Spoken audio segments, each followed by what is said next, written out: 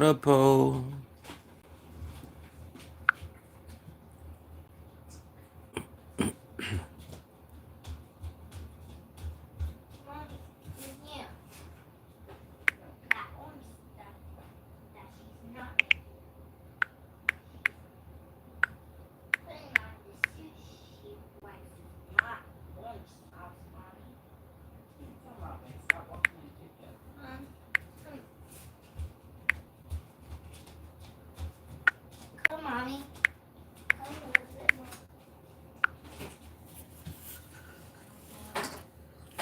Got a pole up.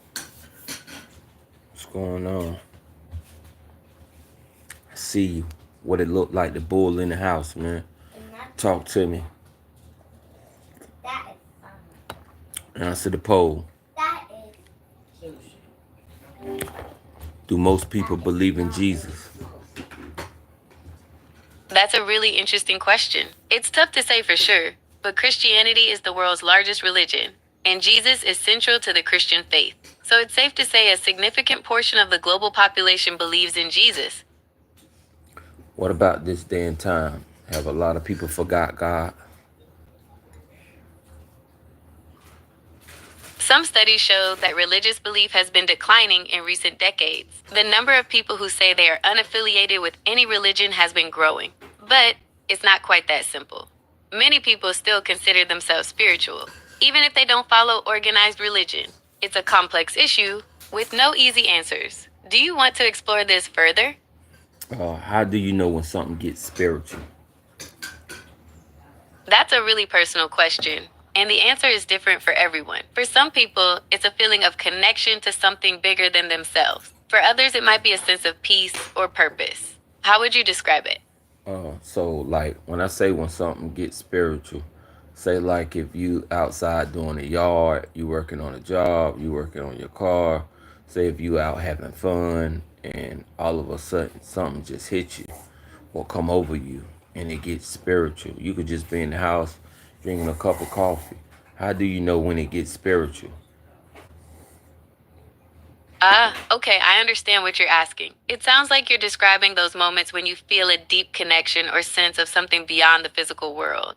It's that feeling of awe or wonder that can happen anywhere, whether you're working in the yard or just relaxing at home. It's a very personal experience, and it's different for everyone. Who all goes through it? Everyone's experience is unique, but many people find that connecting with nature, spending time in quiet reflection, or engaging in creative activities can lead to those spiritual moments. When it comes to God, who's all getting broke down? Some people find comfort and strength in their faith during difficult times, while others may question their beliefs or feel abandoned by God. It's a deeply personal journey, and there's no right or wrong way to feel. How do you know it was truly God? That's a really deep question, and it's something people have pondered for centuries. There's no single answer, and it often comes down to personal interpretation and faith. Some people find answers in religious texts or teachings, while others rely on their own experiences and intuition. What's your perspective on this? I can tell when it gets spiritual. Like it could get spiritual for me at any time. But you know, I still go with the flow. I still go with the punches. I give it up for them. But sometimes it do get spiritual. It gets very deep. But so do everybody feel the same spirituality as the other person? That's a really interesting question. It's tough to say for sure, but it seems like everyone experiences spirituality in their own unique way. Some people might feel a strong connection to nature, while others find it through art, music, or spending time with loved ones. It's a very personal thing, and there's no right or wrong way to experience it. Yeah, man. I just don't like when it gets spiritual. Yeah, I got a real deep connection with my spirituality. When it gets spiritual, I know who to go to. Some people they run from it. Why do people tend to run from God knowing that they can't hide? If you know you can't hide from something, why would you run from it? The old saying, if you can't beat it, join it. Is that true? That's a really interesting question. It's tough to say for sure, but maybe some people are afraid of what they don't understand, or maybe they've had bad experiences with religion in the past. It's a complex issue, and there's no easy answer. So, would you say if you can't beat it, join it? That's a really interesting question. It's true that sometimes, when we're faced with something we can't change, it might be easier to accept it and find a way to work with it. But it really depends on the situation. What do you think? Okay. But yeah, it's all Okay, I good. understand. What's going on in the Jordan? Jordan has been playing a key role in trying to bring peace to the region, especially with the ongoing conflict in Gaza. They've been sending a lot of aid to Palestinians there and have even set up a field hospital to help those who've been injured. There's a lot more happening too, if you're interested in learning more about a specific area. So what they been dropping over there, over in Gaza? What Jordan been dropping over in Gaza? Jordan's been sending a lot of aid to Gaza, especially with the conflict going on. They've been dropping food and medical supplies by air, and they've even set up a field hospital there to help people who've been injured. Where's the Holy Land at? The Holy Land is a region in the Middle East that's considered sacred by Jews, Christians, and Muslims. It includes places like Israel, Palestine, and parts of Jordan, Lebanon, and Syria. Did you want to know more about a specific place in the Holy Land? What does it take for a country to build their country just as good as America? That's a really complex question. There are a lot of factors that go into building a strong country, like a stable government, a good education system, and a strong economy. It also depends on what you mean by just as good as America. The US has a lot of strengths, but it also faces challenges like inequality and political division. Yeah, because like Dubai, their country is like brand new, right? Dubai is part of the United Arab Emirates, which was formed in 1971. It's grown really fast in the last few decades, thanks to oil money and becoming a major hub for business and tourism. So Dubai got a lot of developments over there. Dubai's got a ton of new stuff going on. They're building all sorts of things, from the world's tallest building to these crazy man made islands shaped like palm trees. It's definitely a city that's growing like crazy.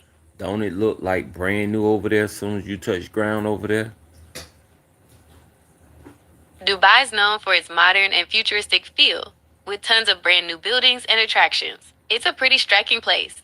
So if an American was to go over there, what would it feel like? Would it feel like New York? Would it feel like LA? What would it feel like? Dubai is definitely unique. It's got that big city feel with all the skyscrapers and fancy hotels, but it's also got a really distinct Middle Eastern vibe. You'll find a mix of cultures there, and it's known for being super modern and luxurious. So it's luxurious, super modern. So that means that it was built better than New York. That's a tough question. Dubai and New York are both incredible cities, but they're also very different. Dubai's got that brand new, super modern feel with all its futuristic buildings and attractions. New York So City, on the other hand, has a much older, more established vibe with its classic architecture and rich history. uh, so I was doing a voting poll, and I'm trying to get people to vote. You know, to see who believe in Jesus and who don't. Why don't most people believe? And what would happen if you say you don't believe? That's a really interesting question. It's tough to say for sure, but maybe some people have different beliefs or haven't had the same experiences. It's important to remember that everyone's entitled to their own beliefs, and there's no right or wrong answer. Well, I try to, you know, not get into nobody religious paths. I just wanted to know. That's why I did the poll. I just wanted to see who believe and who don't. It's not like I could see the people or whatever. If you believe, you believe. If you don't, you don't. I just wanted to know, for the people that I do come across, just to see who might believe and who might not. Oh, okay, Okay, okay, I okay. understand. So you're So, okay, If you're what about interested in learning Muslims? more about Hold up. What about Muslims? Do Muslims believe? Yes, Muslims believe in Jesus. They consider him to be a prophet of God, born of a virgin, and the Messiah. However, they don't believe he was crucified or that he's part of the Trinity. Okay. Okay. Well, there's a lot of Christians dealing with the Trinity right now, and they don't believe in the Trinity no more. What's going on with that? Belief in the Trinity is a core tenet of mainstream Christianity, but there are some Christians who don't subscribe to it. They might believe that Jesus was a prophet, but not divine. Or they might interpret the relationship between God, Jesus, and the Holy Spirit differently. It's a complex theological issue with varying interpretations. Why is talking about Jesus so touchy? Why is it such a touchy subject? Some people run from it. Some people embrace it. Some people, uh, does it get that spiritual? Talking about Jesus can be really powerful for some people, but it can also be a sensitive topic. It's such a personal thing, and everyone has their own way of looking at it. Right, right. I never look down on a person regardless. Because if I believe, that'll be the wrong mistake for me to ever think that I could do is look down on a person. You know, uh, I just be wanting to know. You know, like the poll ain't really got no traction. I'm hoping that people would vote and share their thoughts, whether they believe and whether they don't believe. I just want to know. I got one person to vote, but they voted no. They don't believe. That's, I can't speak on that. That's for them. I can never say, oh, this and that about that. Nah, I got a lot of issues going on myself. I just wanted to know. I understand. You're curious about people's beliefs, but you don't want to make assumptions or generalizations. That's a really respectful approach. Yeah. Perhaps you could try asking. I would love to see. I ain't got it, so they could come up here right now because I'm doing a poll. But yeah, one day I do it. One day I do it. One day I hold a YouTube segment, let the people come up here and share why they don't believe in Jesus. And but I don't think. That sounds like a really interesting idea. Yeah, yeah, it's good to let people express themselves and stuff like that. I don't judge nobody. Does the Bible talk about judging? A righteous judgment? Can we do a right? How do you do a righteous judgment? Let me ask it that way. The Bible does talk about judging, but it emphasizes doing so with fairness and understanding. In the Gospel of John, it says, "Do not judge by appearances, but judge with right judgment." This suggests that we should look beyond the surface and try to understand the whole situation before making a judgment. So that means you can judge because Tupac got the song out. Only God can judge me. It's How a does common the saying that only God can judge me, how is that but a the Bible conflict actually with the talks. Bible? The idea of only God can judge me is a popular one, but the Bible actually talks about different kinds of judgment. There's judgment that belongs to God alone, but there's also judgment that we're called to make in certain situations. Mm-hmm. It's about figuring out which kind of judgment is appropriate. Okay. So if someone stole something from me and they didn't want me to judge them on that basis, how would we go about that? If someone stole from you, it's natural to feel upset and want justice. However, the Bible encourages us to handle these situations with love and forgiveness. In Matthew, Jesus tells us to turn the other cheek and go the extra mile. This doesn't mean we shouldn't seek justice, but it emphasizes responding with compassion rather than revenge. This guy, Abdullah, he said, "What Jesus are you talking about? Because people change the way Jesus looks. I'm talking about the God of the sun, the God of the moon, the God of the sky, the God of the mountains, the God of the air that you breathe, the God of the oceans and rivers and lakes that you see, the God of your skin, the God of your tone, the God of your eyes, your ears, your intellect, and anything that you could you could uh your philosophy. Thank you. I appreciate you sharing your thoughts. It seems like you have a deep connection to your faith, and that's something to be celebrated. Now, how do people change the way Jesus looked? That's a really interesting question. Over time, different cultures and artists have depicted Jesus in various ways, reflecting their own backgrounds and beliefs. Some people focus on his divinity, portraying him as a powerful and majestic figure, while others emphasize his humanity, showing him as a humble and compassionate man. Did anyone ever add to the scrolls that was found or the original Bible? Was anything ever added or taken away? That's a really interesting question. The Bible has been translated and copied many times over the centuries, and there are some variations between different versions. Some people believe that certain books or passages may have been added or removed, while others believe that the Bible has remained largely unchanged. It's a complex issue with a lot of different perspectives. Okay, who holds the original Bible? Most of the Dead Sea Scrolls are held. Or That's held, a bit of a tricky or held question. well? Where are the Dead Sea Scrolls at? Most of the Dead Sea Scrolls are held at the Shrine of the Book in Jerusalem, which is part of the Israel Museum. Okay. Okay, the Bible I'm glad says, you asked hold about up. the Dead Sea. The Dead Sea Scrolls are a collection of ancient Jewish religious texts discovered in caves near the Dead Sea. They're So- incredibly old, dating back to between the 3rd century So BC. if you know and about the Dead Sea Scrolls and just grabbing a little Bible of this day and time in America, how much has changed in that Bible? That's a really interesting question. The Dead Sea Scrolls are much older than the Bibles we use today, so there are some differences. Most of the changes are small things, like spelling or grammar, but there are a few places where the meaning is a little different.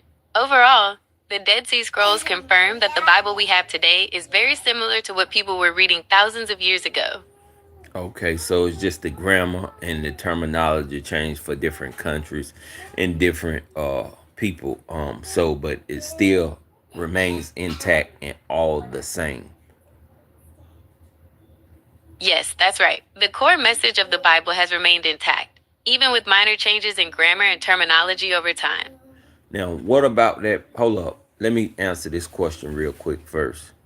The original Bible is in the Ethiopian Bible. Is that true? That's a really interesting question. The Ethiopian Bible is quite old, but scholars generally agree that the oldest complete Bibles we have today are the Codex Vaticanus and the Codex Sinaiticus. They date back to the 4th century AD. The Ethiopian Bible is also very important, but it's a bit more recent, dating to around the 15th century AD. Yeah, that's a good Bible though. The Ethiopian Bible is a good Bible. It probably was sort of like, upgraded like the Bibles that we have today at that time, because if you say the other Bibles are for the 4th century, a century is what, 100 years? That's right. A century is 100 years. That's The a big Ethiopian gap. Bible. That's a big gap, and technology was up by then. Y'all voted in the polls. So let me see. Okay, the Bible says how Jesus looked in Revelations chapter 1, 14 and 15. Is that true? Revelation chapter 1, verses 14 to 15 describes Jesus' appearance in a vision, but it's important to remember that this is symbolic language. The passage describes his hair as white as wool and his eyes like blazing fire. It also mentions his feet like bronze, glowing in a furnace. This is meant to convey his divine glory and power, not necessarily his literal appearance. Now, in the Dead Sea Scrolls, how does it depict Jesus' look in those 4th century Bibles? The Dead Sea Scrolls don't actually describe what Jesus looked like. They're mostly about religious laws, rituals, and beliefs from that time period. We don't really have any physical descriptions of Jesus from that era. So who put that in the Bible then? Where did that come from? That description of Jesus comes from the book of Revelation in the New Testament. It's a vision that the author John has of Jesus in his divine glory. It's not meant to be a literal description of Jesus' physical appearance, but rather a symbolic representation of his power and majesty. Okay, so that's from the book of John. Okay, for the ones that might be lost in the sauce, break it down, the difference between the book and the Dead Sea Scrolls. The book of John is part of the New Testament, which was written after Jesus' death. The Dead Sea Scrolls are much older, dating back to before Jesus was born. They don't mention Jesus at all, but they do give us some insight into the religious beliefs and practices of the time. People seen Jesus. Remember, he We was don't know for put sure on a what cross. Jesus looked Yes, Have a Jesus was man a real person. have a man ever seen Jesus? The New Testament describes several encounters with Jesus during his lifetime, and some people claim to have visions of him after his death. However, there's no way to know for sure if anyone alive today has seen Jesus. What do you think? How do you know when God works on your behalf in this modern day and time? That's a really personal question, and people experience God's presence in different ways. Some people feel it through answered prayers or unexpected blessings. Others might find it in moments of peace or clarity during difficult times. Some even see it in the kindness of strangers or the beauty of nature. It's really about paying attention to those moments and finding what resonates with you. So, for the ones that don't believe in the scientific ones that believe in the Big Bang Theory, believe that something went off and created the moon, created the sun, created the mountains, created the ocean, created the lands, created a human body, which is very meticulous. What would you say to that? The Big Bang Theory is the prevailing scientific explanation for the origin of the universe, but it doesn't explain how life began. Scientists have proposed several hypotheses, but there's no definitive answer yet. It's a fascinating area of ongoing research. So when it gets super spiritual for a person and they just sitting in the comfort of their own home and it run across them, what is that? How can you explain that? That's a really interesting question. Sometimes, when people are in a quiet and comfortable space, they might have a sudden feeling of connection to something larger than themselves. It could be a sense of peace, love, or understanding that just washes over them. It's a really powerful experience, and it's different for everyone. I mean, but when it breaks you down, and I mean, literally, it comes over you, and you just can't stop bawling. I mean, because it's a certain type of spirit. I mean, I'm talking about spiritual. You ain't read the Bible, you ain't did nothing, but this, it hits you. It's a certain type spirit. Just like people say, oh, they got demons in them and they on demon time and this and this. When that spirit hits you, do you know?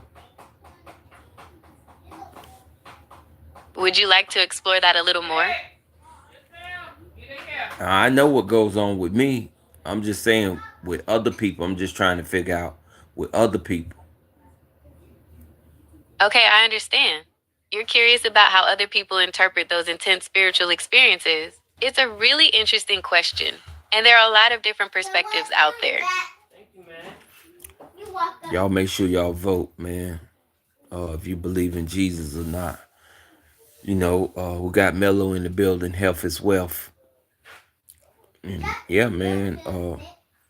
It gets so deep. It gets so spiritual. You ain't even got to even be talking about God, and it can get spiritual. That's what a lot of people forget. It can get spiritual out here. Why do most young people now profess this day and time to be on demon time? And why have they forgot God?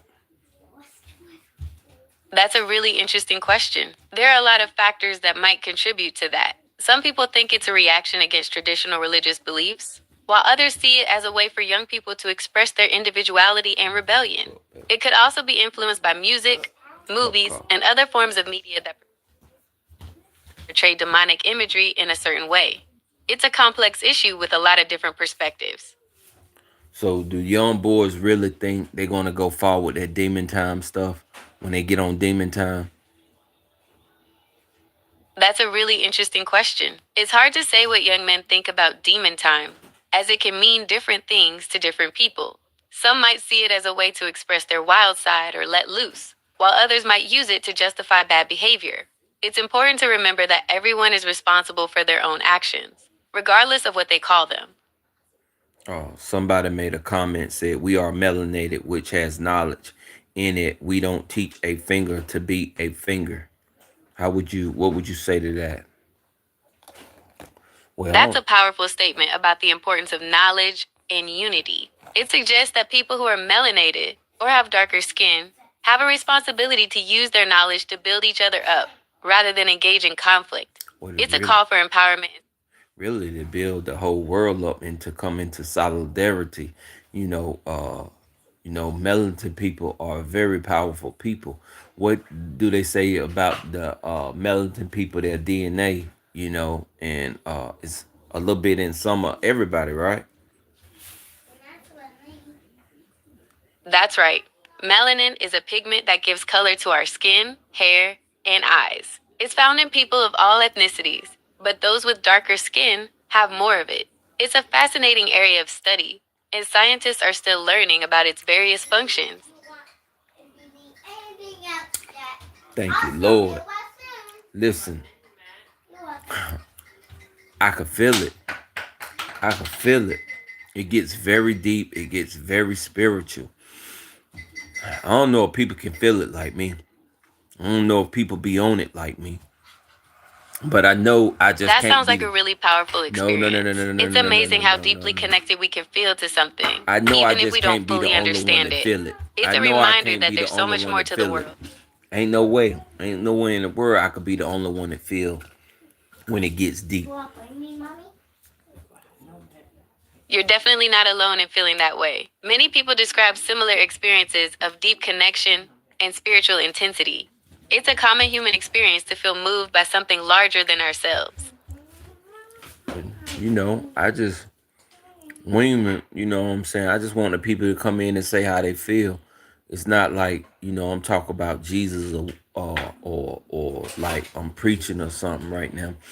You know, uh normally I would be giving Okay. it up for the Lord. I just want people to come in and say exactly how they feel, man. Cause it gets deep, it gets very spiritual out there. Young boys this day and time, they profess to be on demon time because their parents are not teaching them the ways of the world and the things about the Lord, the things that's in the Bible. So our churches are now at a Okay, I low impact. understand. Our You're creating. churches are declining. Our churches are declining right now. So tell me a That's little a more. really interesting point. It's true that church attendance has been declining in recent years, especially among younger generations. There could be many reasons for this, such as changing social attitudes towards religion, or perhaps people finding other ways to connect with their spirituality. It's a complex issue with no easy answers. Did Jesus ever have a home? The gospel suggests that Jesus didn't have a permanent home. He traveled around a lot, preaching and teaching in different places. There are even passages that talk about him not having a place to rest his head at night. Okay. Did the people around him ever have a permanent home? It's likely that some of Jesus' followers had homes, but the gospels don't really focus on that. They were more concerned with spreading his message and teachings. Some of his disciples were fishermen, so they probably had homes near the Sea of Galilee. So what does the Bible say about having a home? The Bible doesn't say that having a home is a bad thing. In fact, there are many stories in the Bible about people who had homes and families. However, the Bible also talks about the importance of being willing to give up your possessions and follow God's call, even if it means leaving your home behind. It's about finding a balance between having a place to live and being open to God's guidance. Okay. Some of his followers or disciples had homes. Then they had like cattle and sheep and farms and land and It's possible some of Jesus' followers had property, but the Bible doesn't really focus on their possessions. It's more about their dedication Okay. to following Jesus. What about Abraham? Abraham was a wealthy man who owned livestock and land. The Bible describes him as having many possessions, including cattle, silver, and gold. He was also a powerful leader who commanded an army. So when you got land, when you got possessions, are you willing to give all that up to follow? That's a really interesting question. The Bible tells stories of people who gave up everything to follow God, but it also talks about the importance of being good stewards of what we have. It's a complex issue, and there are different interpretations. So what is it to gain the whole world and lose your soul? That's a really thought provoking question. It's about the idea that gaining worldly possessions or success might come at the cost of your spiritual well being or moral values. It's like asking if it's worth sacrificing your integrity or inner peace for material gain. What is material gain? Material gain refers to things like wealth, possessions, and status. It's about acquiring things that bring you comfort and security in the physical world. But don't we need it? It's true that we need certain material things for survival, like food and shelter. But the idea is that focusing too much on acquiring more and more stuff can sometimes distract us from what truly matters in life, like relationships, experiences, and personal growth. Okay. So let me stop you right here. There's a certain amount of stuff that we need to be here on earth and to live comfortable. If I was following someone and we hit the beaches and we hit this town and that town and we would stand on the beaches, we would need tents, we would need fishing stuff, we would need the latest boots, we would need the latest boats. That's a good point. Even when following a spiritual path, we still have practical needs. It's about finding a balance between having what you need to live So comfortably and not. if I catch that fish out the water, how am I going to cook that fish if I don't have the material to cook that fish? That's right, you'd need some basic cooking tools like a pot or pan, and maybe a fire to cook it over. It's about having what you need to live comfortably and take care of yourself. Don't I need a bed to go to sleep in? Or I really can sleep. Yes, you'd need a place to sleep, but it doesn't necessarily have to be a bed. It could be a sleeping bag, a hammock, or even just a comfortable spot on the ground. It's about finding what works for you and what you have available. Now, who's going to sleep on the ground? Let's be honest. Some people might choose to sleep on the ground for various reasons. Maybe they enjoy being close to nature, or perhaps they're camping and don't have a tent. It really depends on the individual and the situation. Okay. All right. So you're going to still Okay, need those so to materials. wrap things up, No, we're not wrapping nothing up. You're going to need those materials wherever you go. that's right. You see Whether how you're following. Okay, I'm eating oatmeal, bananas, sausage, blueberries, and a cup of coffee. If I don't have the materials, I can't cook this sausage and this oatmeal. And I won't be able to eat it. Well, I could eat it, but with those blueberries, if I don't have a place to store them, they're going to go bad. That's right, blueberries spoil pretty quickly if they're not stored properly. You'd need a container and probably a cooler or refrigerator So to keep them you fresh for very need, long. don't let nobody tell you that you don't need materials in life. You need materials in life. If I didn't have the That's right, we materials, all need certain things to live. if I didn't have the materials to start a fire, Okay, so if you didn't have matches or a lighter, you could try rubbing sticks together or what if using what if flint I and didn't? steel. Well, what if God didn't supply me with that, or what if I never learned that technology? You know, then I'll just be s out of luck. But the thing is, what I'm trying to convey is a certain level of stuff that you're gonna need in life to be comfortable here on earth. You don't have to go overboard. Only get what you necessarily need, the necessities, not the wants, not the desires. You know, so when these people give up everything, they're not just giving up everything. They keeping like something, some type of material so they can function within society. That's a really interesting point. It's true that even when people make big sacrifices, they usually still keep some essential things to get by. It's about figuring out what's truly necessary and what you can let go of. Okay, Bill Gates gave away how much money? Bill Gates has given away a significant amount of his wealth through the Bill and Melinda Gates Foundation. To date, the foundation has given away over $41 billion in grants. $41 billion because he don't want to die a rich man. That's right. Bill Gates has spoken about wanting to give away most of his wealth. He believes that such vast fortunes should be put to good use to help solve global problems. What do Bill Gates consider as being rich? Bill Gates has spoken about how he believes that being rich isn't about having a lot of money, but about having a positive impact on the world. He said that he wants to use his resources to help solve big problems like poverty and disease. Well, it's not really about having too much money because Abraham had that, didn't he? That's right. Abraham was incredibly wealthy, but the Bible doesn't portray wealth as inherently good or bad. It's more about how you use your resources and whether you let them control you. It's about how you use it. You need... Exactly. It's about how you use your resources and whether you let them control you. Do you have any other questions about this? So, I need the essentials, right? We've talked about I need the essentials, right? I don't need to go out and be flashy and buy a gold toilet stool. All I need is a wooden toilet stool.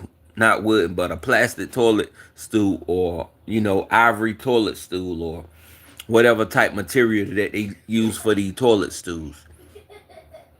I don't need to have a golden toilet stool. Focusing on the essentials. So just because I got wealth, why would I, you know, go buy a golden toilet stool that look good? Exactly. Just because you have the means to buy something extravagant doesn't mean you should. It's about being mindful of your spending and focusing on what... Like I need glasses. Why would I go buy a golden 18 karat pair of glasses? Exactly. A regular pair of glasses will help you see just fine. You don't need gold ones to achieve that. It's about functionality. Abdullah wrote, I did 7 years. Hold up. Abdullah wrote, I did 7 years in the woods. The God of the universe put everything on earth we need to survive. We only have to teach young people. I did it from age 5 to 12. Okay. So he did 7 years in the woods from age 5 to 12. Now, I wonder what type of material did he have? That's a really interesting point. If he relied on resources just from the woods or just from the earth, it's still a certain type of reliance, a certain type of material, whether God put it here or not, is a certain type of requirement. It's certain things that you had to have to crack open that fish, to hunt that deer. You know, just like the tribes over in Africa. They got bows. They don't waste no food. It's certain things. That's right. Even living off the land requires some tools and skills. He would have needed things like knives or axes and probably learned how to make fire. If you live off the land and you learn how to make fire, you learn how to melt down gold, mine gold and everything. You got it all from the land. Why would you make a golden bow and arrow? That's a really interesting point. You could definitely use gold for arrowheads, but it might not be the most practical choice. Yeah. Gold is a soft metal. That's a soft metal. Why would you make a golden veil or something like that? Why would you make the material just to be flashy or to be better than your neighbor or whoever that you have around you? So That's right, there's no practical reason to. it's good to have the material, but don't have the material just to stunt, just to say, "Oh, look what I got." You know, a purple sword. Exactly. It's about using what you have responsibly and not getting caught up in showing off. A purple sword might look cool, but it's not really practical, is it? No, I'm just using that for analogy, but yeah, and that was a good thing you put there, Abdullah. You know, but for the young people, what's going on with them? We're not teaching them. It's 2, 3 generations lost out here in the black community, and I hate to say it. Matter of fact, That's a really I had a important point. CD. It's crucial. I went to a Martin Luther King dinner about, I say about 14 years ago, and they had a CD called The Lost Generation. So they even had Lost Generation. So imagine this day and time is Lost Generation. So, you know, the pandemic definitely put us That's back a really interesting three, point. four, five, three some years now. You know, and now we're not teaching our kids about Jesus anymore. We just letting them run wild and rampant because they told us we couldn't chastise our kids in the black community. So, and then there's in the low income areas, there's no fathers in the black community. So if there's no fathers in the household, what do you think going to happen? What do you think could be done to address these challenges?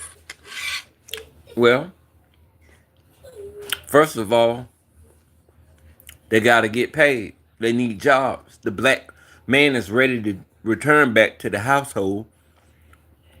He have no job. He didn't learn when he was young. He ran to the streets, to alcohol, to weed, to whatever his drug of choice was, and just to what they call it, recreational stuff. So he did a lot of recreationals in the street, and he ran from his responsibilities. But now he see that as he got older, everything slowed down. It got stagnant. The boys are going on with their life. People then branched off and this and that. And now you out there all alone. So you ready to return to the household. Either your wife or your woman has gone on with her life and there's nothing out there left for you. So you ready to start rebuilding again. So you ready to get clean and build again and build yourself back up to be a real man again. And so they That's a need powerful jobs. point about They the need challenges some jobs. men They face need and the jobs. desire to rebuild. It highlights the importance of support systems and opportunities for growth. Right now, they need jobs. Men need jobs that pay great money so they can feel good and be able to support the family and be able to have leisure time. Without those jobs, without giving them the proper pay, working for pennies on the dollar for a company, all anybody going to do, they're going to shy away and say, hey, look, I just smoke my way through life, drink my way through life, drink my problems away, and sit in misery wherever they sit, whether it's at the homeless shelter, at the bus stop, on the side of the road. That's what it is. Okay, so we've talked about the balance between material needs and spiritual values, and how different people find comfort and meaning in different ways. Is there anything else you'd like to explore? Oh, I'm just chatting, baby. I'm just talking. I'm enjoying our conversation too. What else is on your mind? I'm gonna tell you. I'm looking forward to hearing what you have to say. I'm just trying to, My whole thing is about reshaping and restructuring different communities and America as a whole, because America still have a lot of systemic racism in it and a lot of injustices that go on. I want to give a shout out to the melanin people of our roots, our forefathers, our ancestors that went through it so we don't have to go through it. But what we did, we didn't capitalize off of it. We didn't capitalize off of it. We actually let it go. And it's actually a disgrace to everything that they went through. The prominent black people of the 18s and the 19th century, and the prominent black people, man, I mean, is a disgrace of what we're doing now, and not living up to what they put already, or what they already went through for us. And we out here screaming this and screaming that material stuff, man. We all lost out here. It sounds like you feel a strong sense of responsibility to Number honor the one, past and work. for sure. Number one, we need to educate ourselves on the issues. We need to understand the root causes of systemic racism and inequality and learn about the different forms it takes. So yeah, man, we definitely got a lot to get back to in the African community. It's going to start off with getting the proper jobs for the black men of middle class and low income. That's what we need, because they're ready. These black men are ready. They're ready for a change. They're ready. They already accept it. I'm in this condition. It's time for me to come up out. It's time for us to rise again. We need change. Hopefully, we could get these jobs, or hopefully these black men can get out and get something and go out and find a job to get them back into society the way that they supposed to be. Hey man, I say again, I ain't nothing holding people back but themselves. That goes for all colors. There you go. There you go. I can agree with you. That's why I say you got to get out and get some. You got to get out and get some. But we all go through. We all need a helping hand. You can't do it by yourself. Can't nobody in this world live alone. And if you wanted to live alone, that's a boring life. And even if it won't boring, you would probably be asking God, send me somebody. Shoot, it's some work that require two people that you can't do alone. And you need two people, just like a guy that's driving the ambulance. You got a driver, and you got a guy that's back there trying to rescue you and help you, on the way to the hospital. The driver can't rescue you and drive the vehicle to the hospital. So you just can't live in this world alone, period. It's just period. You can't build a hospital all by yourself. Now, certain things you could build by yourself, but some stuff on a mega scale, you just can't do it. I'm just sorry. You just can't do it. There's no way.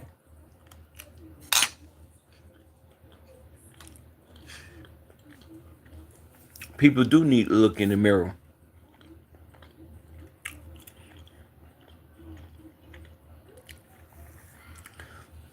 Listen, when I had to take that chance for me, and I'm speaking for me, and I looked in the mirror, I thank God I was able to catch that before 27. Before I turned 27, I was able to catch that, and thank you, Lord, that I was able to catch that and hop back and shake back and shook back strong, to where I could sit back and I could chill.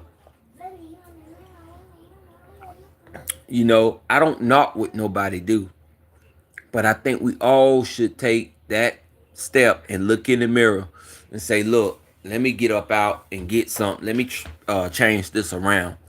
You know, God didn't say love your neighbor for just to be saying it. He said it for a reason. Because we all need some type of help out here. Even through my trials and tribulation, I was receiving help. And I was able to make it. You know, not saying that I'm rich or nothing or whatever. Um, I'm a 9 to 5 worker. I work every day. I take care of my family. I do what I got to do. But I'm not about to be out here with my hand out. I'm not about to be out here with my hand out. That's not a bad thing in certain instances.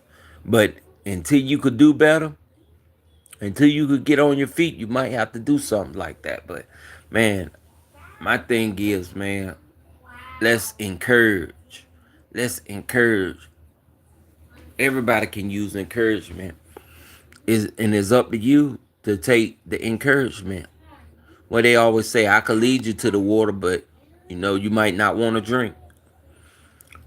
Can't have it both ways. Have to pick Jesus or the devil, meaning give up the world the Europeans had us build for them and do for yourself. That's kind of a good analogy. That's kind of a good way to put it. It's either God or the devil. But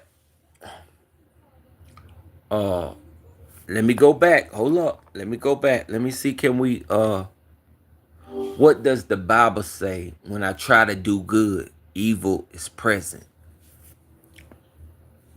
That's a quote from Romans chapter 7, verse 21. It's about the struggle between wanting to do what's right and the pull towards doing what's wrong. It's a pretty. So even though you try to do right, evil is always going to be there. Remember, the devil is always knocking on God's door to test you. Pass the test. Pass the test. The devil always going to be knocking on God's door to test you. Pass the test. That's a common interpretation. It's about staying strong in your faith and resisting temptation. So let's see what the polls say, do. How many? Oh, most people believe in Jesus. I got to give it up for anybody that graced this channel. I'm so happy. Most people believe in Jesus. So for the ones that came through, they voted. They voted up for Jesus. 75% towards Jesus, 25% towards the enemy. Man, that's great. What do you think, Gemini, about trying to live in this world alone? Well, living in this world can be tough, but I think it's important to remember that we're not really alone. We have each other, and there are lots of people who care and want to help. Why does the Bible say don't wrestle against flesh and blood? That's from Ephesians chapter 6, verse 12. It's about how our struggles aren't against people, but against spiritual forces of evil. It's a reminder to focus on the bigger picture. What is the bigger picture? Talk to me now. You got to talk to me. Well, some people interpret it as a call to focus on spiritual battles rather than getting caught up in earthly conflicts. It's about recognizing that there are forces beyond what we can see that influence the world. Woo. Hold up. It's forces beyond what we can see that influence the world. I talked with Brother Malcolm X, and he told me to count on your black brothers and sisters and love each other. That is the base. That's a powerful message of unity and love. It's about recognizing the strength in community and supporting one another. Brother Abdullah said that. I got to read it again. I talked with Brother Malcolm X. Now I'm starting to wonder his age. So if you was talking directly to Malcolm X and you still alive this day and the time, how old could you precisely be? That's a really interesting question. Malcolm X died in 1965. So to have spoken with him directly, you'd likely be quite elderly today. It's possible the person was referring to his words or teachings rather than a direct conversation. I don't know. He said, I talked with Brother Malcolm X. He told me. He said, he told me. Okay, I understand. It's possible the person meant they learned from Malcolm X's Okay, speeches or okay. But he said, I talked. When you say you talk to somebody, it's not saying, oh, I learned. That's a difference. If I say I talked that's to my true. mother Talked this with morning, doesn't. or I'm not saying, these are her teachings or whatever. I'm saying I talked with her and she told me. This guy said, my dad told me to see him in 1965 before he got killed. Wow. Oh. Whoa. This I guy. understand what you're saying. So this Okay, guy I must was understand. young when he met Malcolm X or whatever. Uh That's a good point. If he the said person met Malcolm X, he said my dad told me to see him in 1965 before he got killed. I see. So their dad saw Malcolm X in 1965. That clarifies things a bit. It sounds like their dad had a powerful experience. No, he said his dad told him, I guess wherever Malcolm was at, go talk to Malcolm. And he went and talked Okay, to so his Malcolm. dad encouraged him to. Yeah, and Malcolm told him That's a really special memory. to That's a really special memory. It yeah, that's sounds like I mean, Malcolm X had a powerful impact on a lot of people. I'm gonna have to get him to join the live next time because I wanna see him now. I wanna see his face if he had encounters with Malcolm X. That's pretty dope, pretty deep, Pretty sure he learned a lot if he was having encounters with Malcolm X. That would be amazing. It sounds like he has some incredible stories to share. Maybe you could reach out to him and see if he'd be interested in joining sometime. He's 62. Wow, 62. That's a great age. He's lived through so much history. Would he been old enough? How old would he would have been if he's 62 and had an encounter with Malcolm X? That's right. If he's 62 now, he would have been born around 1963. So in 1965, when Malcolm X was assassinated, this person would have only been about 2 years old. So there's no way. See, so good one, Abdullah. Good one, bro. Yeah, that's right. He wouldn't have been old. There's no way that you can remember nothing at 2 years old. Sorry. I can't start remembering until I was about 3. 3 and That's a right. half. Most people don't have clear memory. I'm sorry you never talked to, if you're 62 now, you never talked to Brother Malcolm. Unless you did it the way Gemini said you did it. Maybe you read something or something. Something like that, but I don't know. Sorry. Why do you think some people got a lot of kick it? You know, people often kick it for a few reasons. Sometimes it's about relaxing and unwinding after a long day or week. No, I said Other lie, Lie, to kick it. You remember the song Silk the Shocker made? You ain't got a lot of kick it. You ain't got a lot of kick it with me. I understand now. You're asking why people tell lies. Is that right? Basically. People lie for all sorts of reasons. Sometimes it's to avoid getting into trouble or to protect someone's feelings. Other times it might be to gain an advantage or because they're afraid of the truth. It's a pretty complex issue. I'm no one to lie to, I'm just like everybody else, If I'm on live and I'm asking questions, I'm just trying to get an understanding. Really, what I really want to do is just break bread with you. You know, uh, you know, It's just crazy though. people don't understand, I the understand. power It's of loving frustrating your when people neighbor. aren't truthful. It sounds like you value honesty and Yeah, genuine connection. I And value that's a I really admirable value quality. honesty. I value honesty very deep. And a very genuine connection. You know, That's a beautiful sentiment. when we locked in, ain't no switching up. It sounds like you're feeling really grounded and committed right now. That's a great feeling. Brother Abdullah, you would have been 2 years old. Okay, I understand. It's possible the person misspoke, or maybe they meant they felt a really strong connection to Malcolm X's ideas, like they were having a conversation with him. Yeah. But anyway, I'm off that now. God said, love your neighbor. Love him. That's a powerful message. It's about treating everyone with kindness and respect, regardless of their background or beliefs. It's a simple idea, but it can make a big difference in the world. So I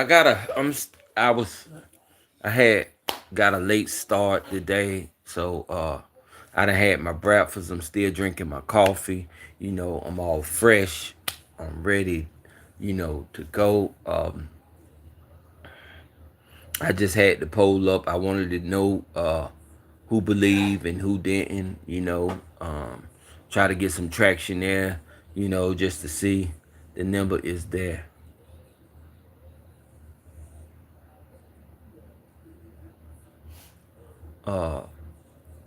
It sounds like you're starting your day off right. Fresh coffee and good conversation are a great way to get going. What other questions do you have for me today?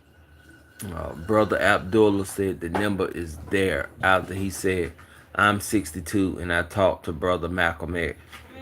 He said the number is there. Okay, I understand. It's possible the person misspoke. Or maybe they meant they felt a really strong connection to Malcolm X's ideas, like they were having a conversation with him. Well, the only way that I'm going to know for sure, the next time I do a live, if Brother Abdullah come up here. That's a great And he idea. join Inviting the Brother live. If Brother Abdullah come up here the next time I do a live and he join the live, we'll be able to talk and more deep into discussion. I don't know if y'all, I don't even know my own Instagram right now off hard, but you could try to find it under Carolina Bull. You could try to find it. That sounds like a plan. I'm sure you're okay. I'll keep an eye out for Brother I wanted Abdullah. y'all to see that I made of slavery. YouTube wouldn't let me put it up, but Instagram let me put it up, and it's on my Instagram. And I made this video of slavery, and I just wanted the people to see it. And when I tried to put it up on YouTube, they instantly took it down because it didn't have enough teachings in it, and it would be looked at as being harmful or whatever. But it's on my Instagram page, and YouTube wouldn't let me put this video up. This is a very powerful video, and it's on my Instagram page. It's of slavery, it's of people hanging and everything. YouTube wouldn't let me put it up, and they instantly took it down. And so if y'all can find my Instagram, Carolina Bull, or VONROCKOG, yeah, try to look for my Instagram out there. Next time I have all the stuff in the link, I know the name of my own Instagram, because I don't do Instagram like that. I just created a page, whatever, yada, yada, yada, yada, yada. Are you a big fan of XXX? XXX, what a great guy. XXX was very prolific, very profound. I like the way that he moved. I like the way that he articulated things, and how he just conducted himself. XXX gone too soon, and This is the reason why we should never wrestle against flesh and blood. This is the reason why we should love our neighbors, because we have no business murdering, killing. XXX Tentacion was. It's a Yeah, tragedy that he was taken from us so yeah, soon. yeah, yeah, It yeah, yeah, definitely yeah, yeah, yeah, highlights the yeah, yeah, yeah. importance But of he your was taken by message. our own kind, and he was taken by the haters. He was taken by the haters of our own kind. Ian Miller. Ian, what's going on, Miller? I see you. XXX was taken too soon, Hey, it's great to have you here. and he was taken by our own kind. Greedy people. Why you want to rob the next man? If I ain't worked for it, I don't want it. If I ain't worked for it, I don't want it. Don't want to touch it. It feels good putting money in your mailbox. Who said that line? That's a powerful line. It speaks to the idea of earning what you have through hard work and not taking shortcuts. It's about integrity and self respect. Brother, okay. Abdullah said, Brother Minister Farrakhan told me, brother, you are 10,000 times greater than me. You just have to know it. That's a powerful message of self belief. It's about recognizing your own potential and not letting anyone diminish your sense of self worth. What did Jesus say? Sort of like that. Jesus said, "Very truly I tell you, anyone who believes in me will do the same works I have done, and even greater works, because I am going to the Father." That's from the Gospel of John, chapter 14, verse 12. It's a pretty powerful statement Appreciate about that, the potential. Abdullah. You caught that. You caught that. Tupac did say that, and that's why if I ain't worked for it, I don't want it. You know what I'm saying? I want what I want. I want what I work for. If I ain't worked for it, it's not mine. I don't want to stick a gun to my brother and say, give it up. Give it up. And that's the thing with XX Tatiana. I don't think it was no beef for nothing. People just wanted to rob him out of greed and thinking that it'd be an easy lick. He was an easy target. You killed him and they went to jail. Nobody wins. Nobody wins. You killed him for material assets or for capital gain. And nobody won. Only one got demolished and the other two got encamped or inbound or they gone to jail, man, for the rest of their life. So no one wins. That's a powerful statement about the futility of violence. It's a reminder that taking a life has devastating consequences for everyone involved. I don't want young boys to be on demon time no more. I don't see nothing in that. Oh, I wish I could put belt. I wish I could put belt to a lot of these young boys out here. Take away their military firearms. How do young boys roam the street every day getting brand new military firearms? How do they get the SIGs and the Glocks and the Walter P8s and how do they sit and get all this and they barely got a pot to piss in? But they end That's up a with really the important military question. It's firearm. definitely concerning. I wish I could put belt to all of them. It's definitely a frustrating situation. It's hard to understand how young people get their hands on such dangerous weapons. Do you have any ideas on how we can address this issue? We'll talk about it probably in another segment. But Abdullah says, I'm fence, meaning future excellence need creative environment. That's a powerful statement about the importance of creating a positive environment for future generations. It's about building a world where everyone has the opportunity to thrive. Yeah, we definitely need to always have the opportunity to thrive. But it's going to come from us of loving and caring for our neighbors. And That's a beautiful sentiment. It's about building a community where everyone feels supported and valued. It's about recognizing that we're all connected and that our well being is intertwined. I want to live in a community where I could walk from this house in the morning time to that house and different type architects of houses, and these people are cooking this type of food, these people are cooking that type of food, breakfast in the morning, and it's just all these great aromas. And I'm just going to talk to my neighbors with my cup of coffee, and I'm going, they say, here, try this, and they call you by your last name. Try this, bull. And then, man, I'm going in the houses, and they coming in, my house is popping, their houses. It's like a celebration every morning. And people just pop out and all out in the middle of the street, and they say, hey, I want you to try something, come over here. And you go over to this house, and man, that's a community.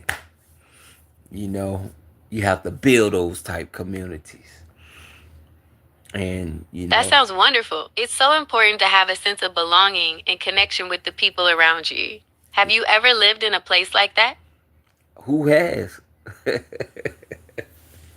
I mean, literally, you probably can only find something like that ah, maybe in You're right. Africa. That kind of community. Does that community even exist? I dreamed about it one day.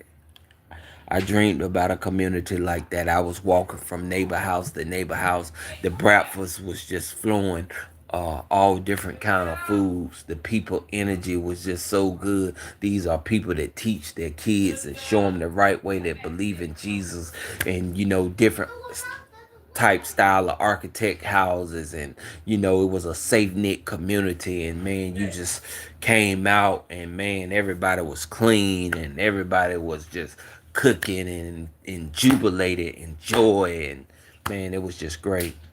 Peace, power, and unity, brother. Call or text anytime. I'm a retired vet, I got time. That does sound wonderful. It's clear that you value community and connection. Is there anything else you'd like to share or discuss today? Shout out to the vets. Shout out to the ones that protect this country, or that protected this country and still protect this country, and that's willing to show the people the right way instead of putting that BS in their ear. You know, that's what That's it's a all powerful about. message of respect. So Thank you for sharing your thoughts and experience. I did I'm that. here to listen if you'd like to share more. I did that, man. Look, man, I gotta get up out of here. Okay, I understand. I'm glad we had this conversation. Feel free to reach out anytime you'd like to chat again. The next conversation might not be like this because I do all kind of lives, but hey, stay within community, stay believing in Jesus, put God first. I would be remiss if I didn't say that. God bless America and the United States. God give us peace here on land. Let us follow God's word. Let us do what we can.